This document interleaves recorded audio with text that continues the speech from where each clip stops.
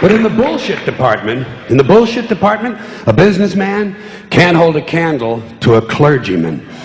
Because I got to tell you the truth, folks. I got to tell you the truth. When it comes to bullshit, big time, major league bullshit, you have to stand in awe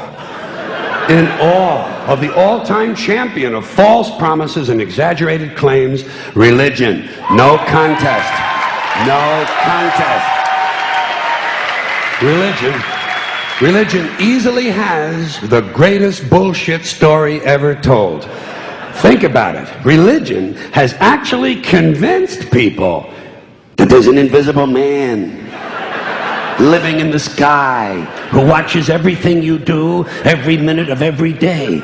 And the invisible man has a special list of 10 things he does not want you to do.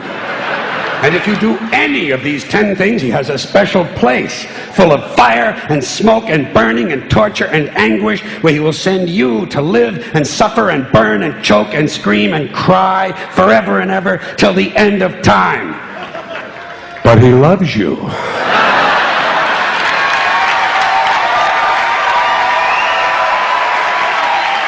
He loves you. He loves you and he needs money.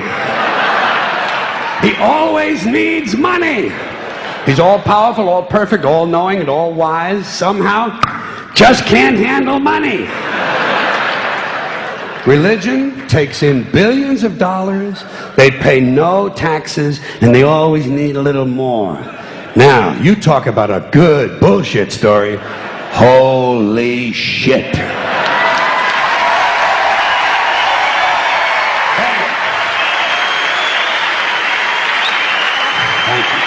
But, thank you very much. But I want you to know something. This is sincere. I want you to know, when it comes to believing in God, I really tried. I really tried. I tried to believe that there is a God who created each of us in his own image and likeness, loves us very much, and keeps a close eye on things. I really tried to believe that, but I gotta tell you, the longer you live, the more you look around, the more you realize something is fucked up. Something is wrong here.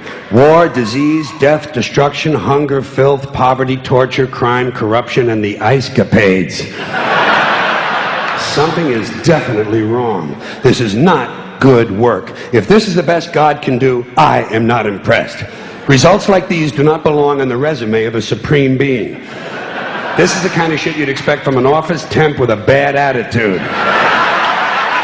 And just between you and me, in any decently run universe, this guy would have been out on his all-powerful ass a long time ago. And by the way, I say this guy because I firmly believe, looking at these results, that if there is a God, it has to be a man. No woman could or would ever fuck things up like this.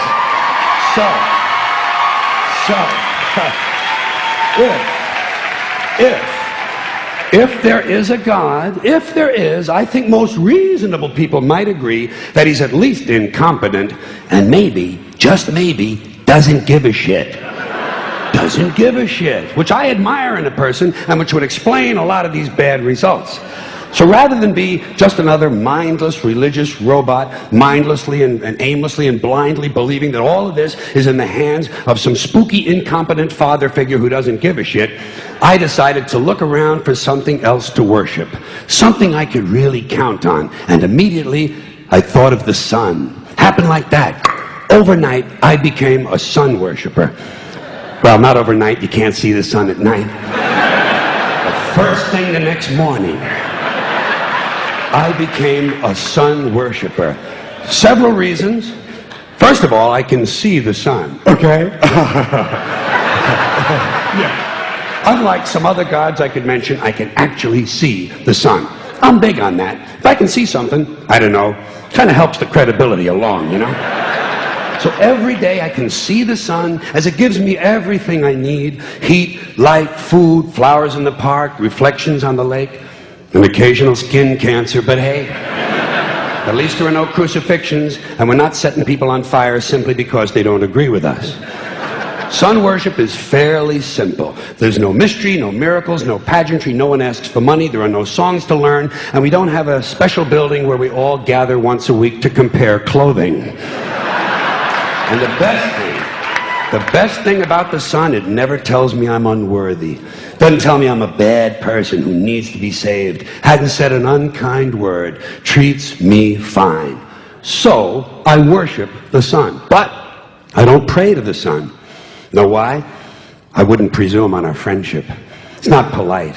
I've often thought people treat God rather rudely, don't you? Asking trillions and trillions of prayers every day, asking and pleading and begging for favors. Do this, give me that, I need a new car, I want a better job. And most of this praying takes place on Sunday, his day off. It's not nice, and it's no way to treat a friend. But people do pray, and they pray for a lot of different things. You know, your sister needs an operation on her crotch. Your brother was arrested for defecating in a mall. But most of all, you'd really like to fuck that hot little redhead down at the convenience store. You know, the one with the eye patch and the club foot. Huh? Can you pray for that? I think you'd have to. And I say, fine, pray for anything you want. Pray for anything. But what about the divine plan? Remember that? The divine plan. Long time ago, God made a divine plan. Gave it a lot of thought, decided it was a good plan, put it into practice. And for billions and billions of years, the divine plan has been doing just fine. Now you come along and pray for something. Well, suppose the thing you want isn't in God's divine plan. What do you want him to do? Change his plan? Just for you? Doesn't it seem a little arrogant? It's a divine plan. What's the use of being God if every rundown schmuck with a $2 prayer book can come along and fuck up your plan? And here's something else, another problem you might have.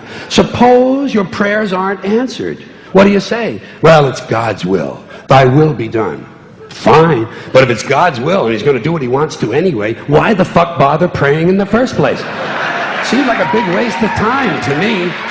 Couldn't you just skip the praying part and go right to his will? It's all very confusing. So to get around a lot of this, I decided to worship the sun. But, as I said, I don't pray to the sun. You know who I pray to? Joe Pesci. Joe Pesci. Joe Pesci. Two reasons. First of all, I think he's a good actor, okay? To me, that counts. Second, he looks like a guy who can get things done.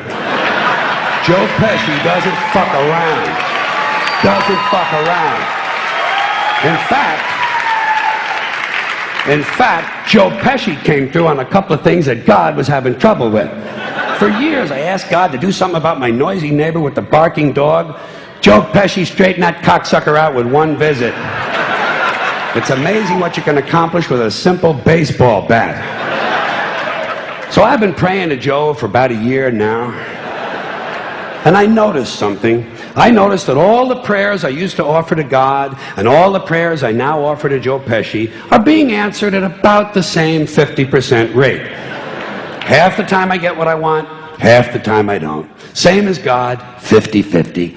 Same as the four-leaf clover and the horseshoe, the wishing well and the rabbit's foot. Same as the mojo man. Same as the voodoo lady who tells you your fortune by squeezing the goat's testicles.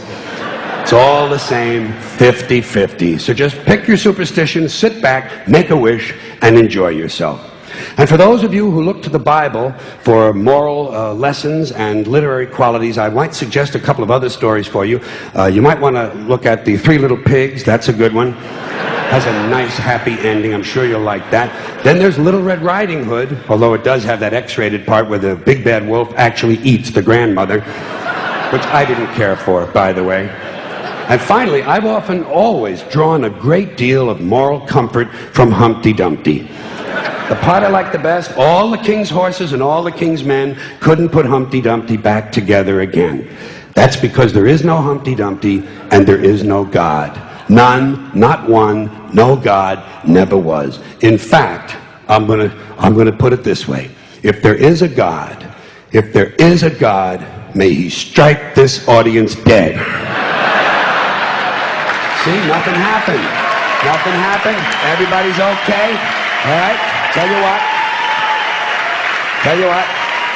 I'll raise the stakes. I'll raise the stakes a little bit. If there is a God, may he strike me dead. See? Nothing happened. Oh, wait, got a little cramp in my leg. And my balls hurt.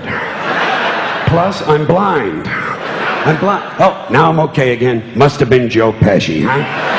God bless Joe Pesci. Thank you all very much. Joe bless you. Thank you very much. I appreciate it.